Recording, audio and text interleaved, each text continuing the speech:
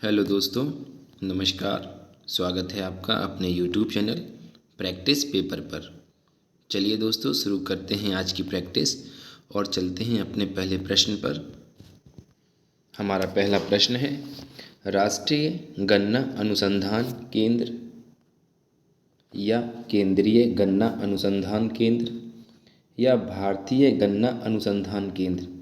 हमसे पूछा जाए कि राष्ट्रीय गन्ना अनुसंधान केंद्र कहाँ है, केंद्रीय गन्ना अनुसंधान केंद्र कहाँ है या भारतीय गन्ना अनुसंधान केंद्र कहाँ है। तो दोस्तों, ये तीनों एक ही संस्थान के नाम हैं और ये संस्थान लखनऊ उत्तर प्रदेश में स्थित है। राष्ट्रीय गन्ना अनुसंधान केंद्र, केंद्रीय गन्ना अनुसंधान केंद्र और भारतीय गन्ना अनुसंधान केंद्र एक ही अनुसंधान केंद्र का नाम है और ये अनुसंधान केंद्र लखनऊ उत्तर प्रदेश में स्थित है। चलिए देखते हैं दूसरे सवाल। तो हमारा दूसरा सवाल है, राष्ट्रीय गन्ना अनुसंधान परिषद या केंद्रीय गन्ना अनुसंधान परिषद या फिर भारतीय गन्ना अनुसंधान परिषद। ये भी दोस्तों तीनों एक ही संस्थान के नाम हैं और ये उत्तर प्रदेश के शाहजहाँपुर में स्थित है।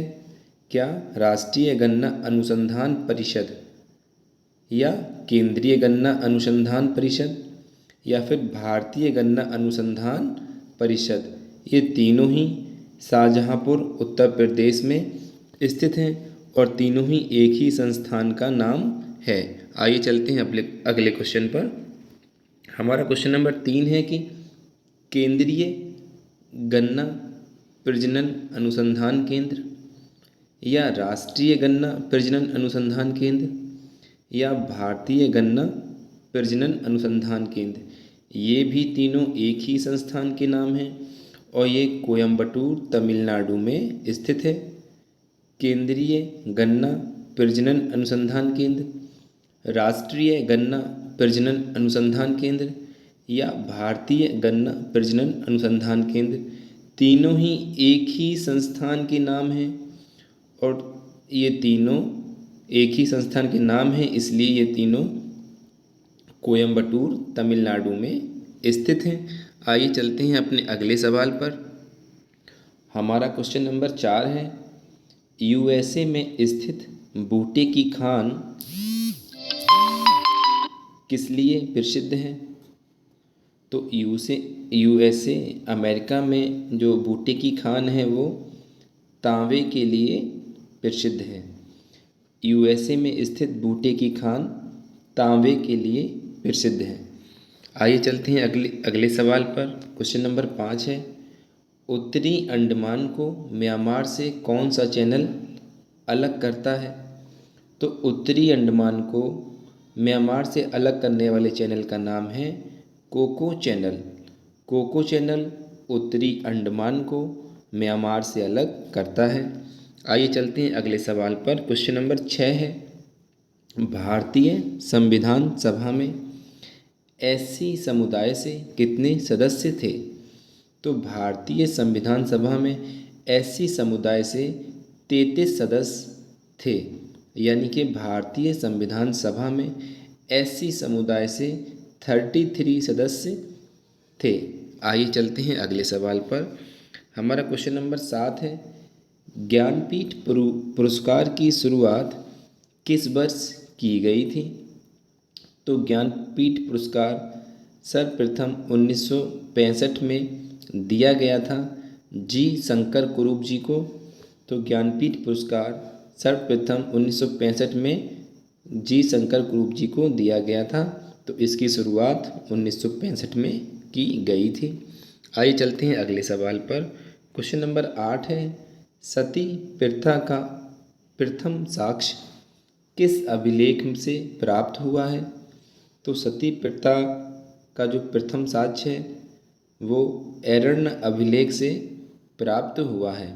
सती प्रथा का प्रथम साक्ष्य ऐरण्य अभिलेख से प्राप्त हुआ है। आइए चलते हैं अगले क्वेश्चन पर। हमारा क्वेश्चन नंबर 9 है, थाई चाइना जापानी मंदिर उत्तर प्रदेश में कहाँ स्थित है। थाई, चाइना, जापानी, ये तीनों एक ही मंदिर का नाम है और ये उत्तर प्रदेश के कुशीनगर ज़िले में स्थित है। थाई, चाइना, जापानी मंदिर उत्तर प्रदेश के कुशीनगर में स्थित है। चलिए देखते हैं अगला क्वेश्चन। क्वेश्चन नंबर 10 है, रटले जल विद्युत परियोजना किस नदी पर बनाई गई है? तो रटले जल विद्युत परियोजना जम्मू कश्मीर में चिनाब नदी पर बनाई गई है। रटले जल विद्युत परियोजना जम्मू कश्मीर में चिनाब नदी पर बनाई गई है। आइए चलते हैं अगले सवाल पर। क्वेश्चन नंबर 11 है, सल्तनत काल में सर्वप्रथम लोक निर्माण विभाग की स्थापना किसने की थी? तो सल्तनत काल की बात कर रहा है कि सल्तनत काल में सर्वप्रथम सबसे पहली बार लोक निर्माण विभाग यानी कि PWD की स्थापना किसने की थी? तो ये थे फिरोज शाह तुगलक। फिरोज शाह तुगलक ने सल्तनत काल में सर्वप्रथम लोक निर्माण विभाग की स्थापना की थी। चलिए आगे देखते हैं, अगला क्वेश्चन है क्वेश्चन नंबर 12, पंडित राम प्रसाद बिस्मिल को किस शहर में फांसी दी गई थी? तो पंडित राम प्रसाद बिस्मिल को गोरखपुर में फांसी दी गई थी। तो पंडित राम प्रसाद बिस्मिल जी को कहाँ, गोरखपुर में फांसी दी गई थी। आइए चलते हैं अगले सवाल पर। क्वेश्चन नंबर 13 है, बेसिन या बसई की संधि 31 दिसंबर 1802 ईस्वी को किनके मध्य हुई थी? बेसिन की संधि या इसी को बसई की संधि कहा जाता है। ये 31 दिसंबर 1802 ईस्वी को पेशवा बाजीराव द्वितीय और ईस्ट इंडिया कंपनी के बीच हुई थी। बेसिन या बसई की संधि 31 दिसंबर 1802 ईस्वी को पेशवा बाजीराव द्वितीय और ईस्ट इंडिया कंपनी के मध्य हुई थी। आइए चलते हैं अगले सवाल पर। क्वेश्चन नंबर 14 है, मोहम्मद बिन तुगलक ने स्वर्णदारी की स्थापना कहाँ की थी? तो मोहम्मद बिन तुगलक ने स्वर्णदारी की स्थापना कड़ा उत्तर प्रदेश में की थी। मोहम्मद बिन तुगलक ने स्वर्णदारी की स्थापना कड़ा उत्तर प्रदेश में की थी। या पूछा जा सकता है कि स्वर्णदारी की स्थापना किसने की थी? तो मोहम्मद बिन तुगलक ने स्वर्णदारी की स्थापना की थी। आइए चलते हैं अगले सवाल पर। क्वेश्चन नंबर 15 है, कंप्यूटर को रीस्टार्ट करने की क्रिया को क्या कहा जाता है? पूछा गया है कि कंप्यूटर को जब हम रीस्टार्ट करते हैं तो इस प्रक्रिया को क्या कहा जाता है? तो कंप्यूटर को रीस्टार्ट करने की क्रिया को वार्म बूट कहा जाता है। कंप्यूटर को रीस्टार्ट करने की क्रिया को वार्म बूट कहा जाता है। आइए चलते हैं अगले सवाल पर। सवाल नंबर 16 है, अंतर्राष्ट्रीय साक्षरता दिवस प्रतिवर्ष किस दिन मनाया जाता है? अंतर्राष्ट्रीय साक्षरता दिवस प्रतिवर्ष 8 सितंबर को मनाया जाता है। अंतर्राष्ट्रीय साक्षरता दिवस प्रतिवर्ष 8 सितंबर को मनाया जाता है। आइए चलते हैं अगले सवाल पर। सवाल नंबर 17 है, राष्ट्रीय साक्षरता दिवस कब मनाया जाता है? इससे पहले क्वेश्चन में था कि अंतर्राष्ट्रीय साक्षरता दिवस कब मनाया जाता है।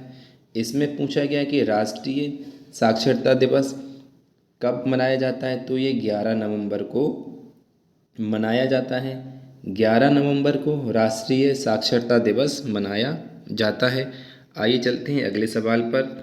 अगला सवाल है क्वेश्चन नंबर 18, किस विवाद में कहा गया कि संसद मूल अधिकारों में संशोधन नहीं कर सकती है?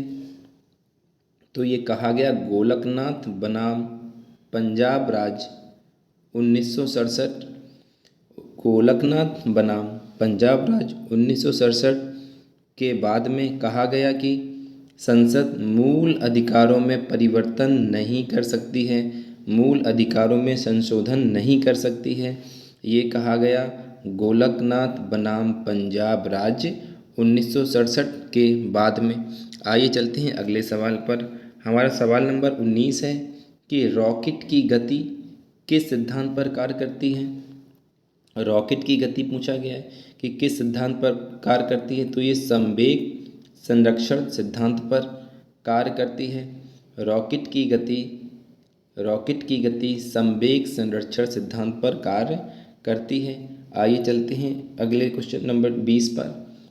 पूछा गया है कि किस मनीषी को भारत का मार्टिन लूथर कहा जाता है। तो भारत का मार्टिन लूथर कहा जाता है राजा राम मोहन राय को। राजा राम मोहन राय को भारत का मार्टिन लूथर कहा जाता है। आइए चलते हैं अगले सवाल पर। क्वेश्चन नंबर 21 है, बांग्लादेश में गंगा नदी को किस नाम से जाना जाता है। तो बांग्लादेश में गंगा नदी को पद्मा कहा जाता है। बांग्लादेश में गंगा नदी को पद्मा नाम की संज्ञा दी जाती है। आइए चलते हैं अगले सवाल पर। क्वेश्चन नंबर 22 है, विश्व के समस्त धरातलीय क्षेत्र का कितना प्रतिशत भाग कृषि योग्य है। पूरे वर्ल्ड में कितना प्रतिशत भाग जो है उस पर कृषि की जा सकती है। तो ये लगभग 11% भाग है। विश्व के समस्त धरातलीय क्षेत्र का लगभग 11% भाग कृषि योग्य है। आइए चलते हैं अगले सवाल पर। सवाल नंबर 23 है, मुगल वंश का अंतिम मुगल सम्राट कौन था। तो मुगल वंश का अंतिम मुगल सम्राट बहादुर शाह जफ़र द्वितीय।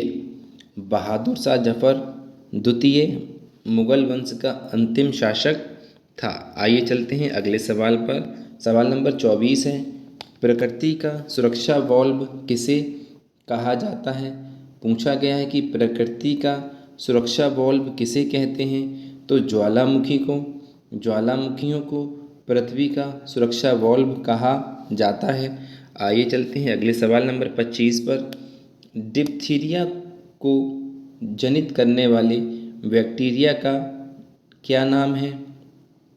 डिप्थीरिया रोग जिस बैक्टीरिया से होता है उसका नाम पूछा गया है। तो डिप्थीरिया रोग को जनित करने वाला बैक्टीरिया है कॉर्नी बैक्टीरिया। कॉर्नी बैक्टीरिया से डिप्थीरिया रोग हो जाता है। आइए चलते हैं अगले सवाल पर। क्वेश्चन नंबर 26 है, अमेरिका के स्वतंत्रता संग्राम का तात्कालिक कारण क्या था। अमेरिका का जो स्वतंत्रता संग्राम हुआ था उसका तात्कालिक कारण क्या था। बोस्टन चाय पार्टी। बोस्टन चाय पार्टी अमेरिका के स्वतंत्रता संग्राम का तात्कालिक कारण था। आइए चलते हैं क्वेश्चन नंबर 27 पर। हमारा क्वेश्चन नंबर 27 है, राज्यों का संवैधानिक अध्यक्ष कौन होता है। तो राज्यों का संवैधानिक अध्यक्ष राज्यपाल होता है। राज्यों का संवैधानिक अध्यक्ष राज्यपाल होता है। आइए चलते हैं अगले सवाल पर। Question number 28। हमारा क्वेश्चन नंबर 28 है, प्रसिद्ध पुस्तक मुद्रा राक्षस के लेखक कौन थे। तो मुद्रा राक्षस लिखी गई है विशाख दत्त के द्वारा। विशाख दत्त ने प्रसिद्ध पुस्तक लिखी हुई है जिसका नाम है मुद्रा राक्षस। मुद्रा राक्षस पुस्तक के लेखक विशाख दत्त हैं। आइए चलते हैं क्वेश्चन नंबर 29 पर। क्वेश्चन नंबर 29 है कि बुद्ध के पूर्व जन्म की कथाओं का वर्णन कहाँ मिलता है। तो बुद्ध के जो भी पूर्व जन्म की कथाओं का वर्णन कहाँ मिलता है, जातक कथाओं में। जातक कथाओं में बुद्ध के पूर्व जन्म की कथाओं का वर्णन मिलता है। आइए चलते हैं अगले सवाल पर।